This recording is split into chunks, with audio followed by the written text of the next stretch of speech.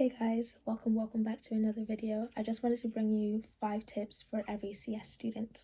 Number 1 is go to your practicals and tutorials. I feel like these are number 1, the sort of classes that students will skip, especially me. I am not a goer for these sort of things, but I have learnt from struggling with coursework first year and second year that it's actually in these tutorials and practicals that you pick up on what you're meant to do, and even just have the idea of the little syntax and ways to declare variables for that specific language. So the tutorials and practicals is actually where you're going to apply and practice everything that you've learned in your lectures, as the lectures are what they say on the tin. They're lectures. They're not really a step-by-step or a teaching class. They're more so just giving you the background knowledge that you will need later down the line. When you're discussing the theories and everything that you put together in your coursework, it's the lecture's back-ends that will follow that. So your classes are important, but most especially for coursework, you want to be going to your tutorials and your practicals. Number 2 is don't drop a language when you leave the class.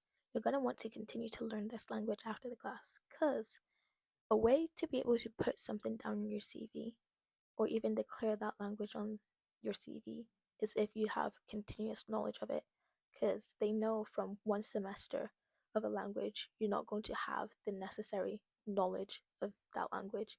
You want to be able to build up on that and also be able to back your claim with skills. So continue learning your languages outside your class.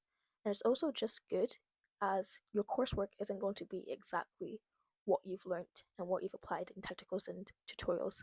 They want to test you. So if you continue learning, you're going to have an advantage when it comes to coursework season, where people might be researching how to do this, but you may have come across that in your classes and your lessons that you've done by yourself at home. Number 3, I've mentioned coursework for my previous 2 as they are going to be especially good for coursework, and that's where you don't want to leave your coursework till last minute. You want to slowly build up on it. I believe that you roughly get, I want to say, a month and a half to complete coursework. Depending on your course, it might be less, it might be more. I know some people, they get their briefing for their coursework at the start of the semester, and then it's due at the end of the semester.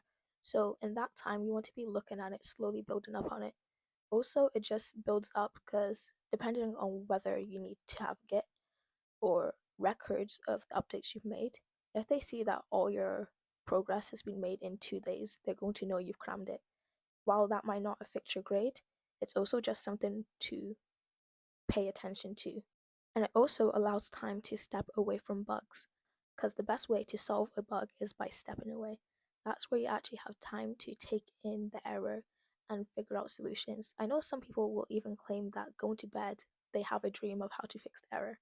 I can't say that's happened for me, but I do know there's some times where I've been cooking meals and I'm like, there's a syntax error. Like, just go back in and fix that. So the best way to fix bugs is stepping away. And to be able to do that, you need to not start your coursework last minute.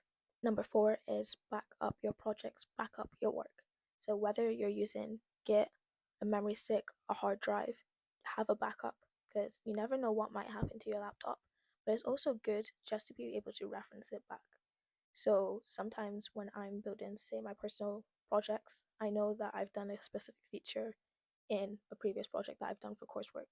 So I can just go look, because in the time with AI nowadays, you have to train your AI. You have to speak to your AI. You also have to whip it into shape to get exactly the answer you're looking for or solution you're looking for.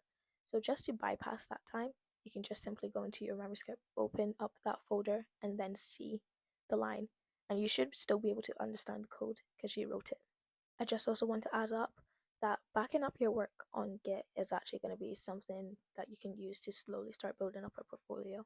I know people do use GitHub as a portfolio, but they also have another portfolio site.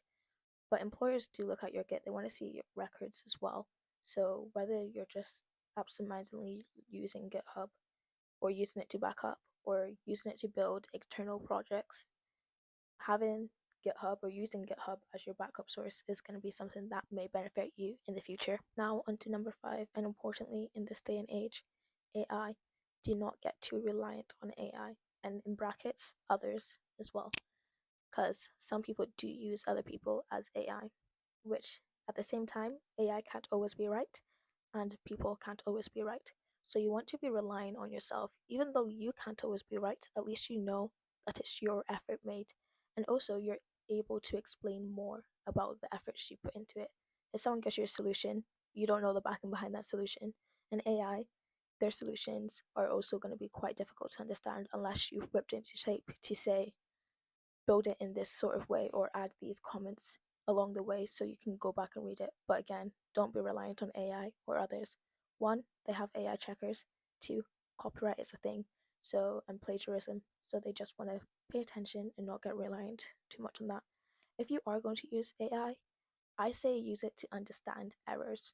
Use it to understand errors or use it to create plans on how to tackle these errors. That way, you're still putting in an effort to get to the end result instead of just asking the AI for results. It can aid you again with decoding the errors and making a plan for it. But again, put in the effort. Don't ask for a copy paste code because that's where you get to the end and you realize you can't code. No one wants to be in that position. Thank you so much for watching this video and rock on.